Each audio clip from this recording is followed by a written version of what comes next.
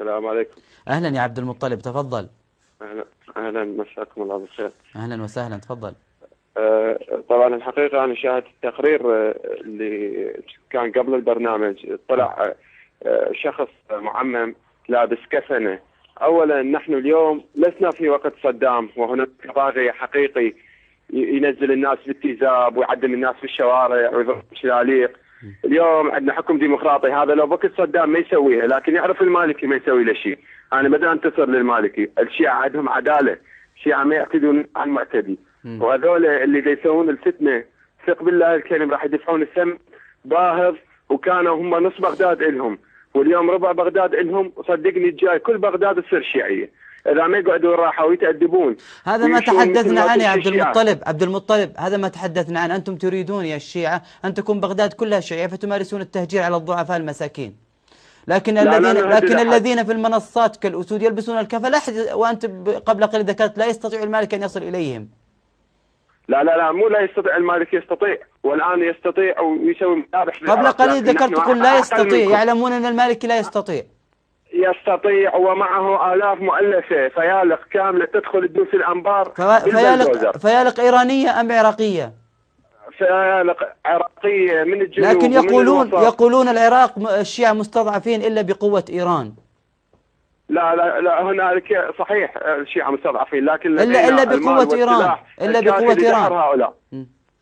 لا نحن قاتلنا امريكا وما خفنا منها، وقاتلنا اسرائيل وما خفنا منها. انتم حايرين بالفتن، واحنا دول فتنه سيفنا موجود. كيف قاتلتم انتم؟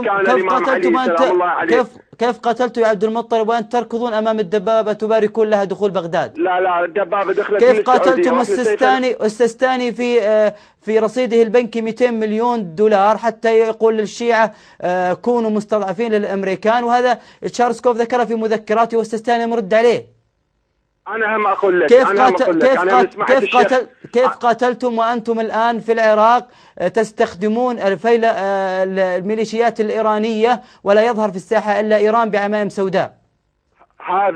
هذا الكلام كلامك مرسل. إنه السيد السيستاني أخذ 200 مليون دولار من راسفيلد. السيد السيستاني عنده الخمس مليارات لماذا لا يكذب الخبر ولو بنص كلمة؟ ما يرد على هذه التفاهات. إذن هو لا يستطيع لأنها موثقة عليه. يستطيع.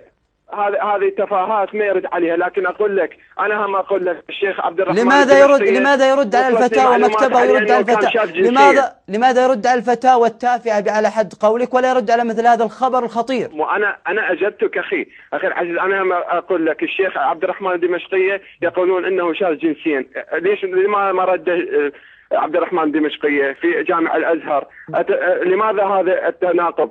ليس أنا من هذا الطرح رد عليه الشيخ وهو يرد كل يوم ويضرب في المفاصل. لكن أتكلم السيستاني لماذا يرد على هذه التهمة التي هي من مسؤول أمريكي مهم جدا؟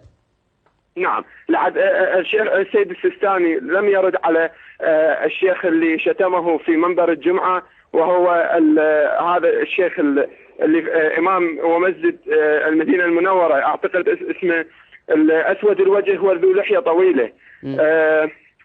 لا يحضرني اسمه الآن، لكنه لم يرد عليه عندما وصفه.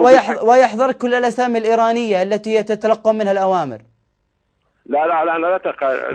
ويحضر كل أسامي الأمريكان ومنها بريمر الذي تهدون عليه الهدايا التي لا أريد أن أذكرها، وهي من ما يسمى بين قوسين المتعة.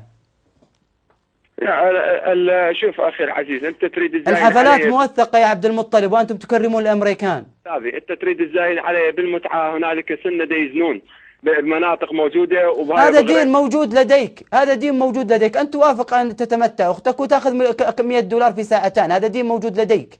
والسيستاني من ينادي به. بس أنت فسر لي اللواط الموجود عند المجاهدين مالتكم. كيف هذا؟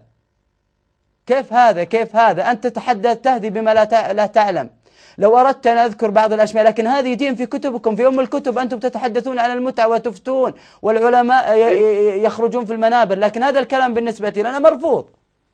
لا موجود، هذا موثق، موقع فرسان السنة، وانظر الفتوى بأم عينك، هنالك الفضائح على الانترنت. يا أخي هذا لا يقبلها منكم أحد، لكن أنا أتحدث عن فتاوى علماء خرجوا لكم على الفضائيات وفي الكتب وقالوا المتعة حلال، ثم نسبوا بعض الروايات، وبمالك أنت يا عبد المطلب تدفع الخمس ثم يرد الخمس ليتمتع بأختك.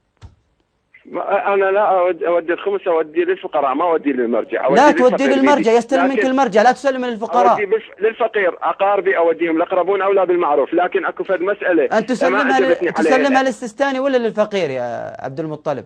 لا أودي، هو عندنا فتاوي تقول ودوا الخمس إلى الفقير، لا تأتوه إلينا. من قال هذا؟ ليس هذا موجودا، بل تسلمه لمندوب السيستاني.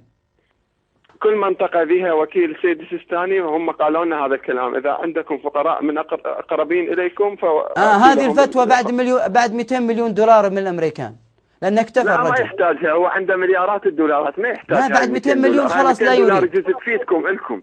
طيب انتهى الوقت يا عبد المطلب، وقتك انتهى.